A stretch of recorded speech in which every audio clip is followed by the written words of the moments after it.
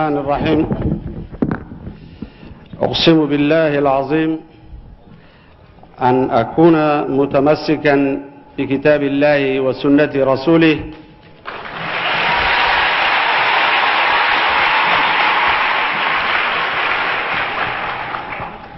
وأن أحافظ مخلصا على النظام الجمهوري وأن أحترم الدستور والقانون وأن أرعى مصالح الشعب وحرياته رعاية كاملة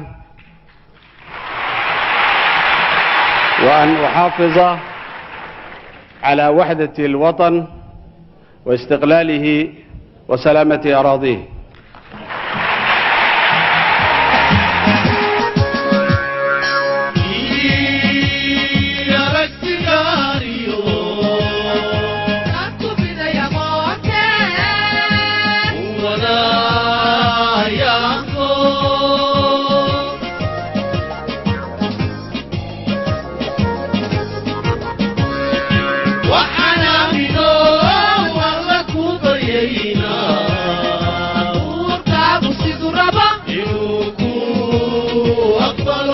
sida aad sawiradanba ku arkaysaan waxaa soo gaadhay guriga madaxtooyada madaxweynaha la doortay mudane Ismaaciil Cumar Geele isaga oo ay galbinayaan ciidamada ilaalada jamhuuriga kadib kolkii ay dhamaatay xafladii caleemasaarka oo ka qabsantay guriga ummadda. kolkii uu halkaasi soo gaadhay waxaa ku soo dhaweeyay taliyaha gaashaandhigga isaga oo salaan ka qaatay cutubyada kala duwan ee ciidamada sida booliska, gendarmeriga iyo militeerka.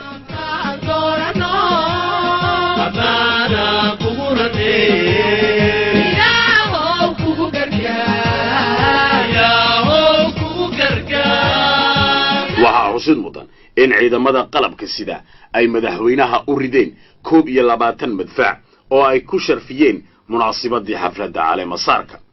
waxaana halkaasi laga tumay astaanta muusiga dalka.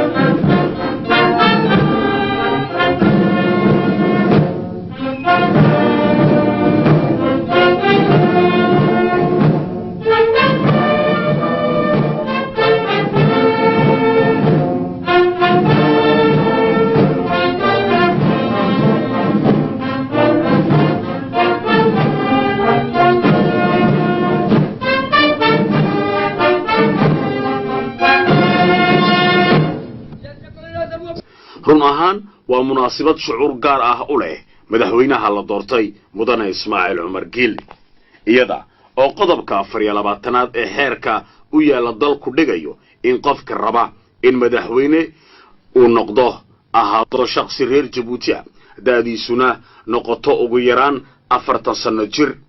madaxweyne Ismaaciil Cumar Geele ayaana buuxiyay shuruudahaasi oo dhan isaga oo la doortay 9kii bishii Abriil 1999 oo ay dadku kalsoonidooda siiyeen 470 kana guuleystay musharaxii la loolamayay ee mucaaradka mudane Muuse Axmed Idriis.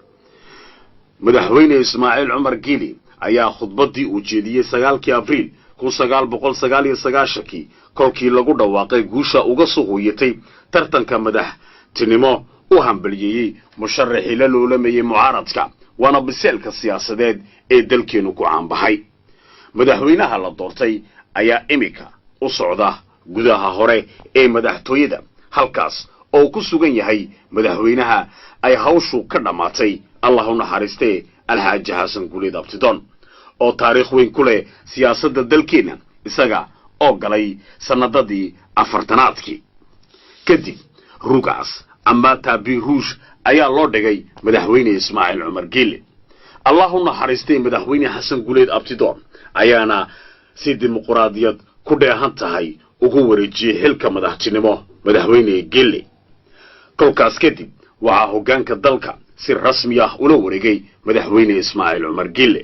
sida aad sawiradaba ku arkaysaanba run ahaan waa waqti kala wareeg ah oo taariikhi ah sida aad arkaysaanna waa sabootintii u dambeysay ee madaxweyne Xasan Guuleed Abtidoon oo dalka soo hogaaminayay muddo 22 sano ah waana maalintiisii u dambeysay ee hawsha shaqadiisa iyo muddadii u deganaa guriga madaxtooyada waxaana soo horkacay madaxweynaha hawsha la wareegay iyo gebi ahaanba xubnaha xukuumadda iyo xubnaha golaha baarlamaanka iyo qaybaha bulshada rayidka iyo military iyo diiniba sawirkan ayaa ah mid cajiib ah waana madaxweynaha ay hawshu ka dhamaatay allah u naxariistay guleed oo kalgacayl awgeed u dhukanaya calanka dalka ugu dambayn way isgacan qaadeen labada madaxweyne ee hawsha la kala wareegay